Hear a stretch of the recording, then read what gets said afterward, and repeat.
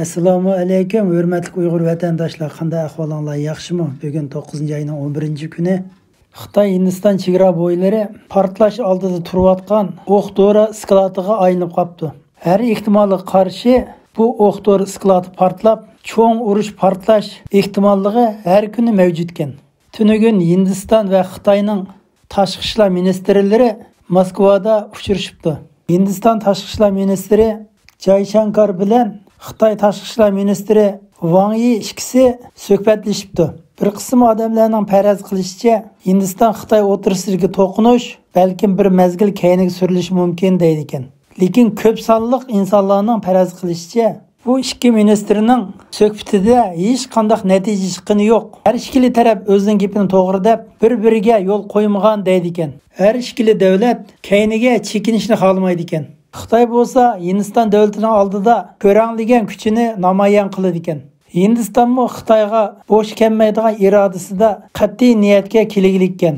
Bundaq sharoitda Hindiston Xitoy chegara o'tirsida ushaq to'qnashlar davomli yuz berib turadi ekan. Bundaq ahvol davomlashaversa, cho'ng urushning portlashi muqarrar ekan.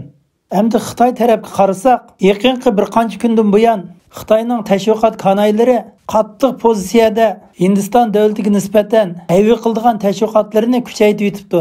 Tunugun Xitoy Markaziy televizor stansiyasining harbiy kanalida Xitoy armiyasi Tibet rayonida har xil manevrlarni ilib berayotganligini, bu manevrda Xitoy armiyasi har xil ilg'or tipdagi fan-texnik qurollarni, har xil tipdagi cho'ng zambiraklarni ko'z qilgan shaklda manevr qilibdi. Uçquchisiz aeroplanlar bilan Xitoy oldingi saf manevr qilayotgan askarlarga tamoq to'shibdi. Mana shunday manevr orqali Hindiston davlatiga o'zining qanchalik kuchli ekanligini ifodalabdi.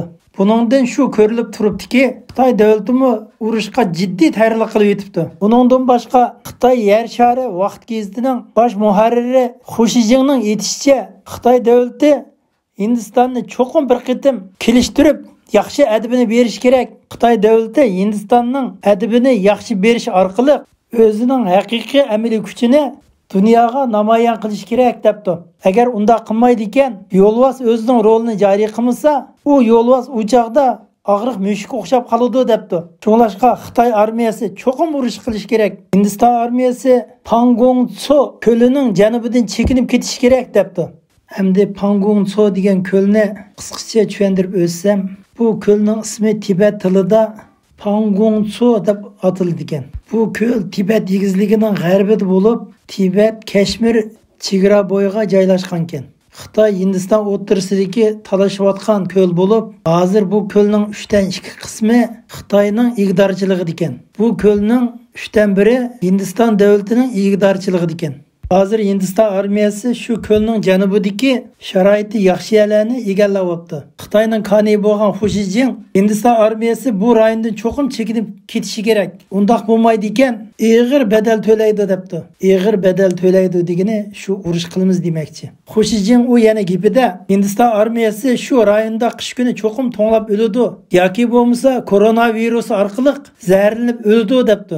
Koronavirus orqali zaharlanib o'ladi degan gapning o'zi Xitoy hukumati koronavirusni rasmiy qurol qilib ishlatishni boshlagan. Xitoy hukumati Hindiston davlatiga bo'lgan qattiq pozitsiyasini Xushijing orqali anglatgan. Demak, Xitoy hukumati Hindiston davlati bilan jiddiy urush qilish tayyorligini qilib yetibdi.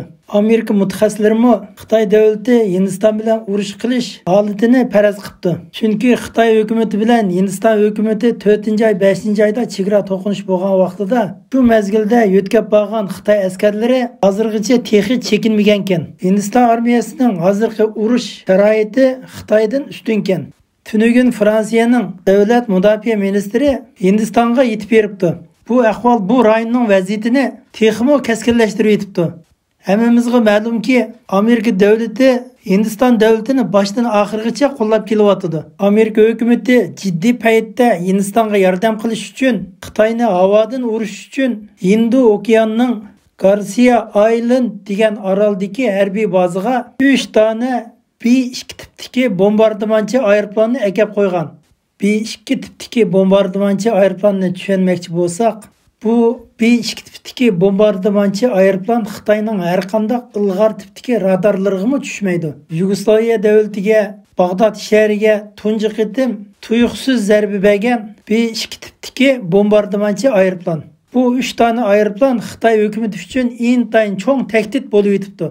Hamda Fransiyaning davlat mudofaa armiyasining bosh ministri Hindiston davlatiga kelishi bir chetdan Xitoy hukumatini intayin bearam qilsa, yana bir chetdan Fransiya davlati Hindiston davlatiga 36 dona Rafale qirg'uvchi aeroplanni yetkazib bermoqchi ekan. Yaqinda 3 davlatning bosh ministrlari Xitoyga qarshi jiddiy yig'in ichibdi. U 3 davlatning bosh ministrlari qaysi deganda Avstraliya, Hindiston, Fransiya davlatining bosh ministrlari ekan. Avstraliya, Hindiston, Fransiya birlashib Xitoyga qarshi turdi degan gap Xitoy davlatiga nisbatan intayin cho'ng tahdid. Hammamizga ma'lum, Avstraliya mo intayin kuchli bir iqtisodiy davlat. Fransiya davlati mo Yevropaning ichida harbiy kuchda oldingi qatordagi davlat. Hindiston mo yer ko'lami jihatda, nopos jihatda mo Xitoydan qilishmaydigan davlat. Hammamizga ma'lum, Fransiya hukumati yaqindan buyon Uyg'ur masalasini birinchi o'ringa qo'yib, Xitoy hukumatiga nisbatan keskin holda Uyg'urlar ustida irqiy qirg'inchilik qilyotdi degan davlat. Hamda amaliy harakati bilan Xitoy hukumatiga qarshi harakatga o'tyotdi. Fransiya davlati Yevropaga vakolatan Xitoy davlatiga qarshi harakatga o'tishni boshladi. Hozir Yevropa davlatlarini ichiga olgan Fransiya davlati, Hindiston davlati, Avstraliya, Amerika davlatlari Xitoy davlatini jo'g'rafiya jihatda rasmiy qo'rshovga oldi. Rasmiy qo'rshovga olgan davlatlar yer sharida kuchli davlatlarning oldi bo'lib, Xi Jinpingning jinini elish tayyorligida bo'lyotdi. Xi Jinpingning jahannamga mangdigan vaqti oz qoldi. Hammanglarning qimmatli vaqtingiz uchun ko'pdan ko'p rahmat. Xabarimiz mishagicha bo'ldi.